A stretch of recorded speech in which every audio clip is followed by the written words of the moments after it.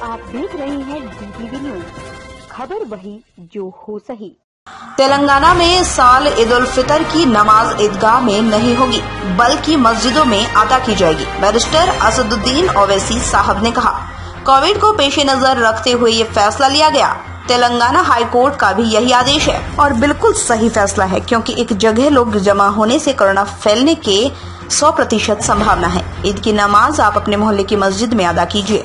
असद साहब ने यह भी कहा, नमाज अदा करने के बाद किसी से गले ना मिलें। अगर गले मिलेंगे तो किसी दूसरे के गले से कोरोना आपके गले लिपट जाएगा और आपको नहीं मालूम होगा।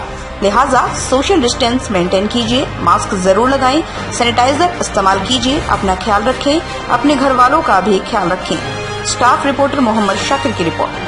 तेलंगाना हुकूमत के वजीर दाखिला जनाब महमूद अली साहब से बातचीत हुई फोन पर और उन्होंने मुझे ये बताया है कि ईद की नमाज हुकूमत ईदगाह में अदा करने की इजाजत इसलिए नहीं दे सकती क्योंकि कोर्ट्स का फैसला है, कोर्ट की हिदायतें हैं कि एक अवामी इज्तिमात पर पाबंदी है, अवामी इज्तिमात पर पाबंदी है। इसलिए तेलंगाना हुकूमत अनकरीब में फैसला लेगी कि ईदगाह में जाकर वो अवाम अपनी ईद की नमाज अदा ना करें बल्कि अपने महल्लों की मसाजिद में अदा करें।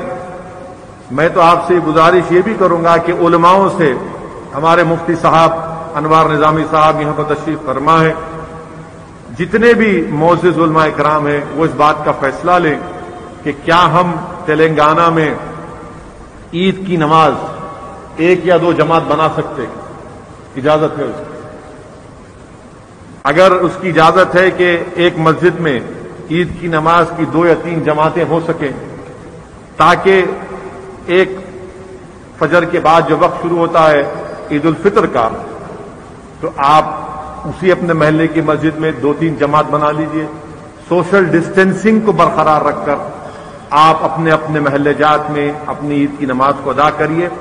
और ये हुकूमत, मेरी नजर में फैसला सही है, क्योंकि अगर लाखों की तादाद में अगर हम ईद की नमाज अदा करने के लिए ईदगाह पर जमा होंगे तो यकीनन कोविड फैलने का पूरा इसमें कोविड फैल सकता है।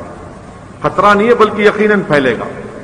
तो इसलिए मेरी आपसे गुजारिश है कि हुकूमत की तरफ से जब फैसले का ऐलान होगा तो उलमा इकराम से मेरी गुजारिश है कि वो इस बात का फैसला करें कि क्या मसाजिद में महल्लों की ईद की नमाज 2 या 3 जमातें अगर हो सकती हैं